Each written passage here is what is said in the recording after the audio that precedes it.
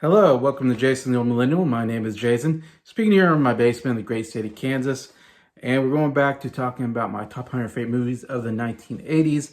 This is a list I put together because a friend of mine, Ryan from Real Talks with Ryan, won my contest for the Oscar predicting contest this last time, and he wanted me to do a list of my favorite 80s movies, so I did a top 100. I already did 100 through 81 so far. Or 80, sorry. Yeah, 81. So we are going to do number 80 through 71 on this list. So let's get to it here on Jason the Old Millennial.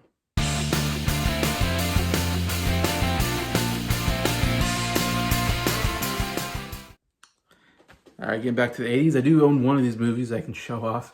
Most movies I do not own. And this is definitely in the period where I'm like, these are decent movies. They're not like go-to movies for me that like I said, I only own one of them. Not ones that I've watched a ton, but I have some nostalgia for them when I was a kid and got to see them for the first time. So we're going to go with number 80. Number 80 is called Hanky Panky.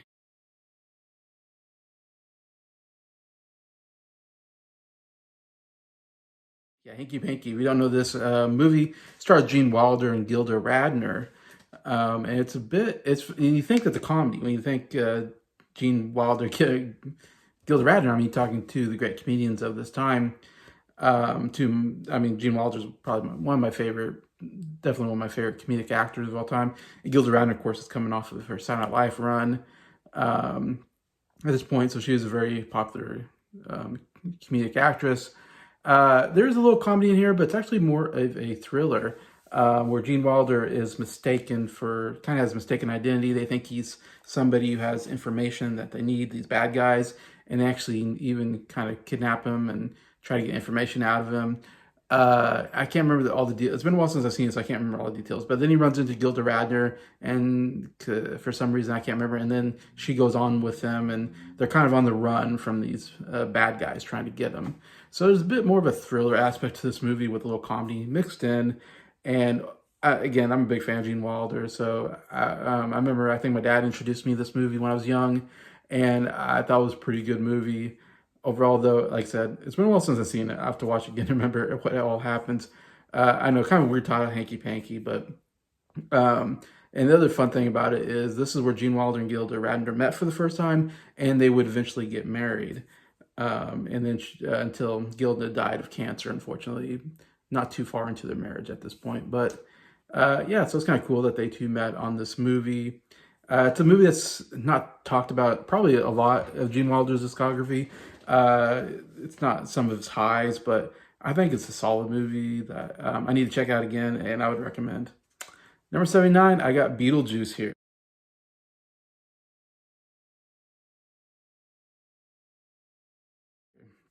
Beetlejuice is probably I think it's got a pretty good following now, especially since this last year they did the sequel finally, Beetlejuice, and I watched that, and it was actually my top 10 favorite movies of the year last year. I really liked the second movie even better than the first one, but as I say, watching the second one made me appreciate the first one even more. I was never like a big Beetlejuice fan as a kid necessarily. It's funny, I think I was introduced to Beetlejuice by a cartoon when I was a kid. There was like a Beetlejuice cartoon, and that's what I watched as a kid. I think it was much later than I actually discovered the movie itself. Of course, Tim Burton, one of his first films that he did, has that really weird Tim Burton vibe to it.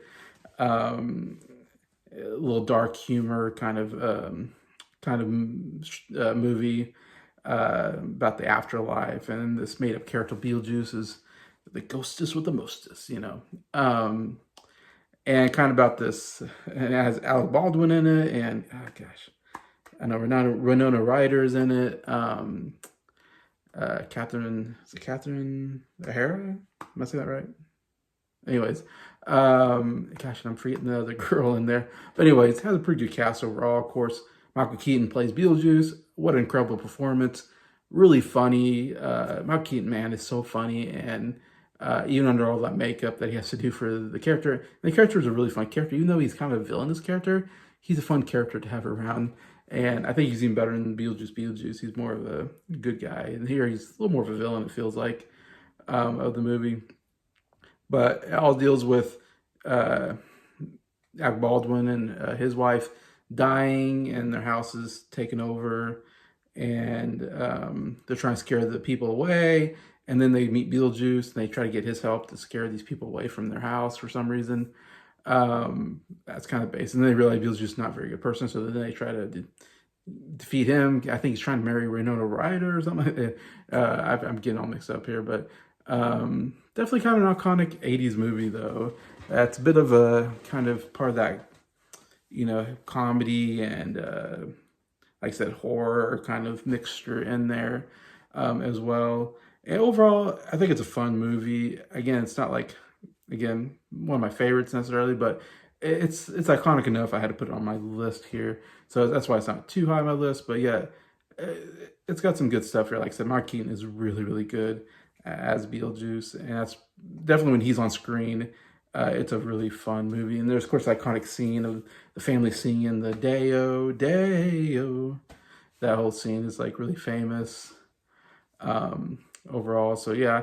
And I do love, I think my favorite part, and what I love about the second one even more, is the design of the afterworld and the different characters that you meet there. I love that they all have to stand in line. There's like a big bureaucracy in the afterlife where everybody's standing in these lines where these people decide where they go and stuff. So I love those scenes where Beetlejuice is sitting like in this, he's got like a number, he's waiting for them to call his number, and he's sitting with these other dead people. I think it's pretty funny. At number 78, I'm going to go with Scrooged.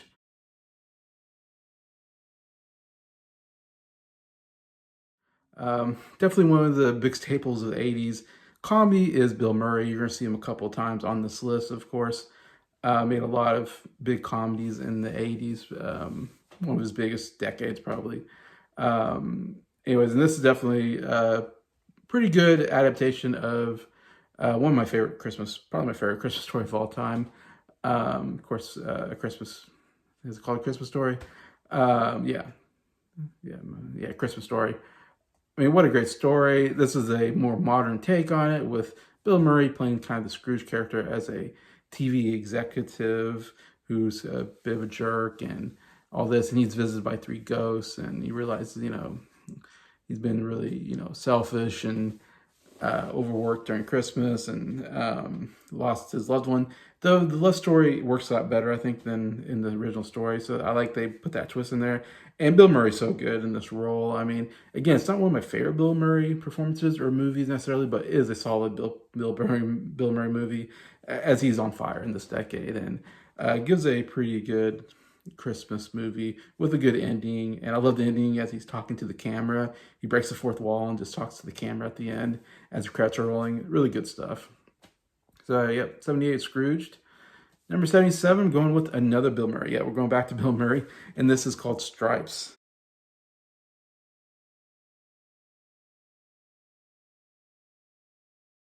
And this is a pretty early Bill Murray movie, I feel like, because, of course, in the 70s, later 70s, he was in Saturday Night Live. That's where he kind of got his big start and got really famous. And then I think he did Caddyshack, maybe was his first movie out.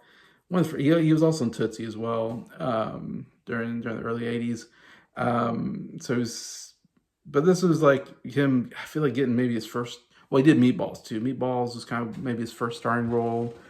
But this seems like when he was first really starting to be a star and getting these starring roles.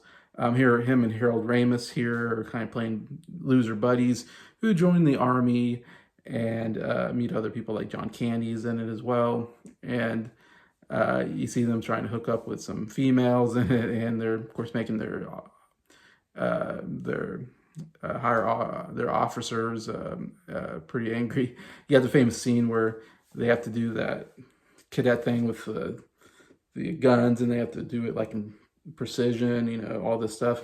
And they're late or something, they don't have their uniforms, and Bill Murray's got to put it all together, and so he's doing this, "That's a fact, Jack," and they have to repeat them, and pretty funny scene overall. And then there's an action sequence at the end where they some of the troops get kidnapped and they have to save them.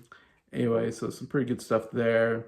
Overall, Bill Murray just being Bill Murray just feels like this is definitely one of those movies where he's at his most Bill Murray-ness, where he's just going off, on his kind of comedy routines and being him, which is great. Some of the best parts of the movie for sure. Anyway, so yeah, classic comedy here at number 77, Stripes. At number 76, I'm going with another great comedic actor, and that is as I just mentioned him, actually John Candy again, and this is Uncle Buck. This is more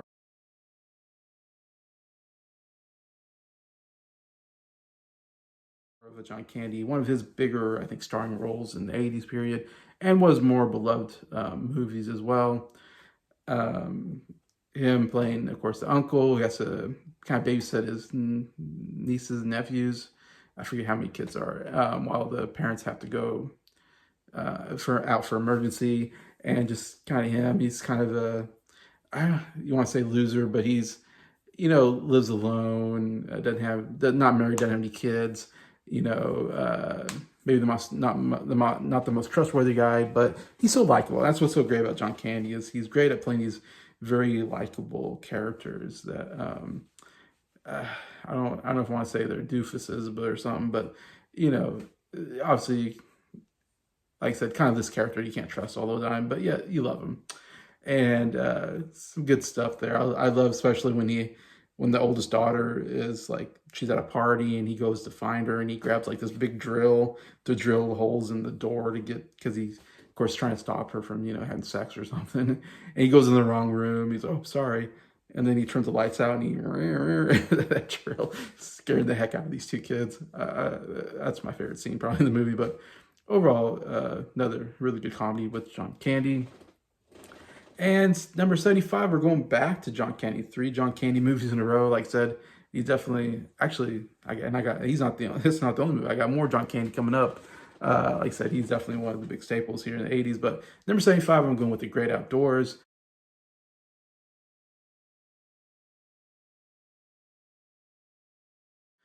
This has always been actually one of my favorite John Candy movies as a kid. I've been watching this one more than like Uncle Buck or Stripes. Great Outdoors is one that I saw as a kid, kind of on TV, and always really enjoyed it. I thought it was a good comedy. Here, John Candy's playing more of the straight man, though. He's the father taking his kids out, his wife and kids out on kind of a summer vacation, I guess, out in the kind of woods area, and then shows up. I think his wife's family, brother-in-law or something like that, and played by Dan Aykroyd. And Dan Aykroyd comes in and plays the super jerk brother-in-law. And there's some pretty funny stuff between John Candy and Dan Aykroyd. They're really good together. They do a lot, of course. Both Canadians. Dan Aykroyd comes from Saturday Night Live. John Candy comes from Second City, SCTV. So really good two juggernauts of comedy at this time. And yeah, it just follows his family to different things. Like they go out to eat, and he tries to there's a challenge, if you can eat this big, pound of steak, you can get the whole meal for free. And that's a good scene where he's just, you can tell he's feeling it. He's just about ready to pass out. And they're like, come on, eat some more. And every bite, he's like about ready to die. And he does it, and he walks out, and he's just eyes glazed over, like, oh, he ate too much, Great scene. And there's lots of funny characters around this area. There's a big bear that that attacks them at one point that they have to run away from. Overall, yeah, really fun, kind of, I won't say family film. I think it's probably PG-13, but I like it because there's the family aspect of it anyways. And I don't know, it's one I've always enjoyed. So I have here at number 75, The Great Outdoors. Number 74 is the one movie I do own in this 10 movies, and that is Airplane.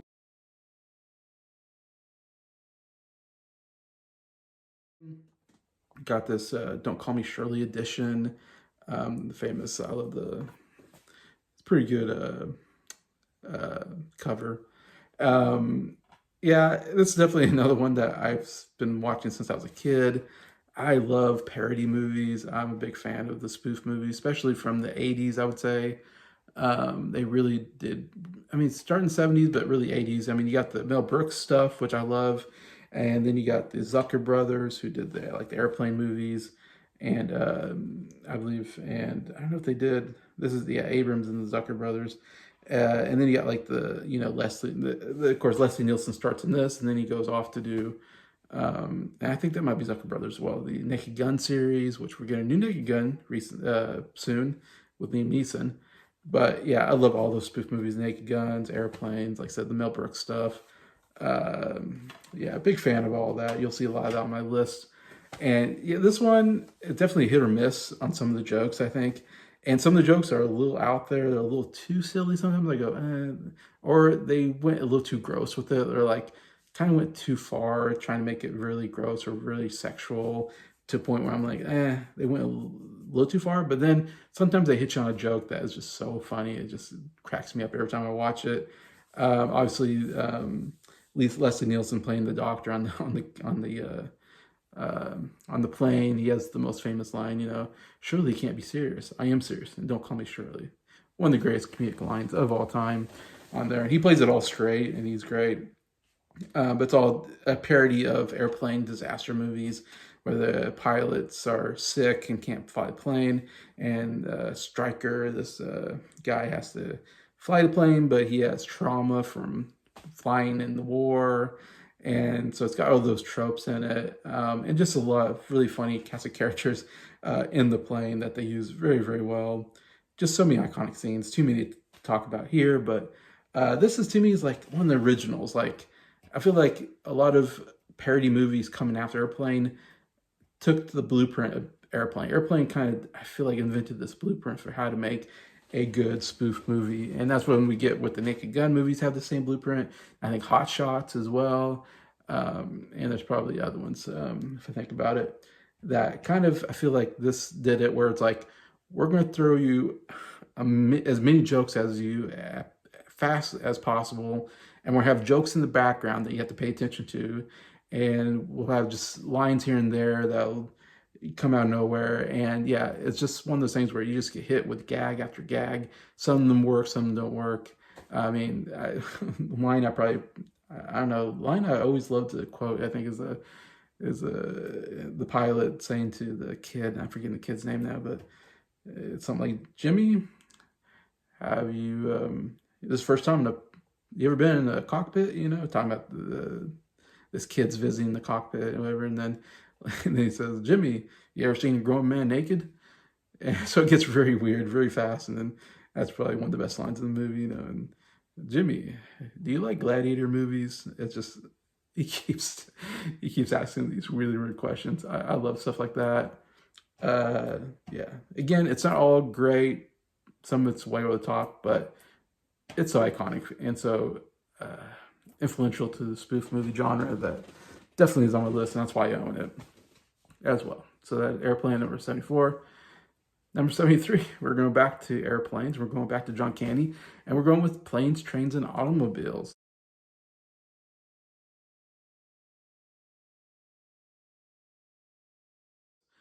This is a great pairing of Steve Martin and John Candy. Again, John Candy, Steve Martin, both some of the great comedians of the 80s period.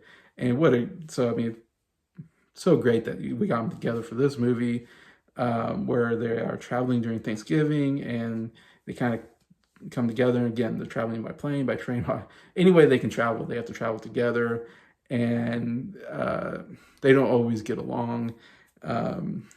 Steve Martin played more of the straight man, I would say, that is very angry all the time, is very annoyed by John Candy's character, who's a nice guy, again, very likable. He's so good at being likable, but yet makes a lot of mistakes, and it's kind of dumb at times, especially the car scene is pretty funny. But yeah, another just classic comedy from this period. Some great lines. I mean, I love when Steve Martin's like, yelling at him, and it's actually a very good dramatic moment for John Candy when Steve Martin's yelling at him, finally kind of had it with him, traveling with him, and it says something about, when you're telling a story, have a point at the end. It makes the story more interesting. And I always think about that when I watch a movie. Like, if this movie only had a point at the end, it'd be more interesting.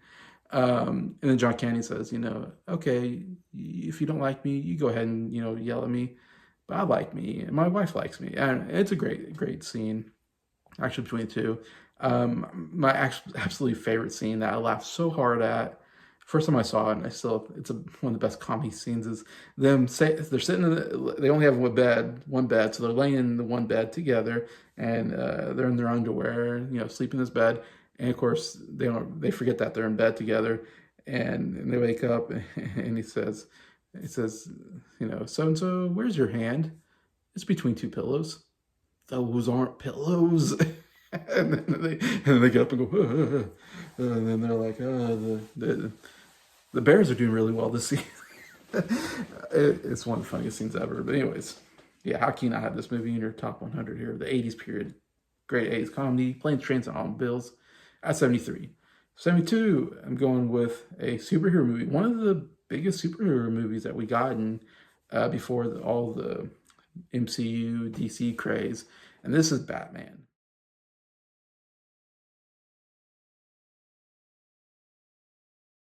Batman from 1989. Kind of the first Batman movie we got. I mean, it's not the first. We get the Batman with Adam West, I guess back in the 60s. That was like the original kind of Batman in TV. And it's a little more sillier type Batman. And here we get another Tim Burton movie as well. Second one that I've talked about. But this really kind of revisualize, what we think of Batman as more of a dark character who was all black. He has, that cool car and a flying machine. I mean, I say flying machine, airplane, whatever, jet, whatever. Yeah, and he seemed more of a darker character in this, and so it was a really cool look at him. Michael Keaton, weird choice, a comedic actor, not really known for action. In fact, I think he's not a good Batman, and people are going to probably fight me on that because I know people love him as Batman. Acting wise, he's good, but physicality wise, he looks a little small to be Batman. That's just my take. I wish I feel like Batman should be just a little bit bigger, a little more buff, personally, is my Batman. Of course, you get Jack Nicholson as the Joker, very iconic role for Jack Nicholson. Again, kind of the iconic Joker role until we get like Heath Ledger and Joaquin Phoenix recently.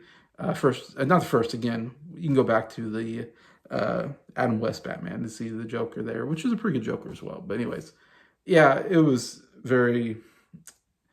uh, very dark. Of course, Tim Burton here, very dark, quirky, But man, a great score. I mean, one of the great scores for superhero movies by Elfman. But yeah, this was a real cool look for Batman, and it really influences all the Batmans coming afterwards, I think. So you really need this Batman to get all the other Batmans afterwards and what we think of Batman. So it's very important in that terms. Like I said, I wish there was a better Batman here. The action scenes are okay. I wish they'd be a little bit better. Batman's kind of funny because he does these things like when he can't move his head, or he can't move his neck. So when he looks up, he has to go, whoop. And it's almost kind of silly because he just can't. He just has to move like this because he can't move his neck. And they didn't really perfect the Batman suit, anyways. But overall, a solid first Batman movie. Number 72. Number 71. I'm ending on this, and this is Honey, I Shrunk the Kids.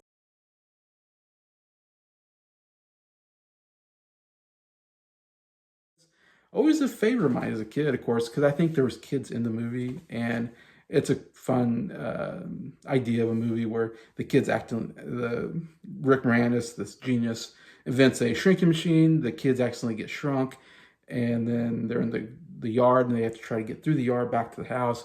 And then also the parents are trying to look for them too. And it's just a fun adventure of like, what's it like to be small and everything else is dangerous and big, and how do you survive that? It's a real cool concept. Uh, pretty well executed as far as set designs and everything, and special effects for that time period. And yeah, and I love Rick Moranis. He was really great. Another great comedic actor of the 80s period. Yeah, this is always a favorite. I have nostalgia for this movie. I watched it a ton as a kid. So that's why I have it here all the way at 71 on my list. And I did see the sequel in the theater. I didn't see this one, but I saw the sequel in the theater. That's because I was a big fan of the series. But anyways, yep, Honey, I Shrunk the Kids. Great name for a title, movie too. 71 here. So that's my 80 through 71 of my top 100 favorite movies of the 80s. Again, feel free to comment. What do you think about these movies? Are they movies that you enjoy as well? Love to read them, always do. And thank you so much for watching this video. Thank you for liking it, and thank you a lot to Ryan for suggesting this, and thank you to all my subscribers for supporting the channel. Appreciate you all.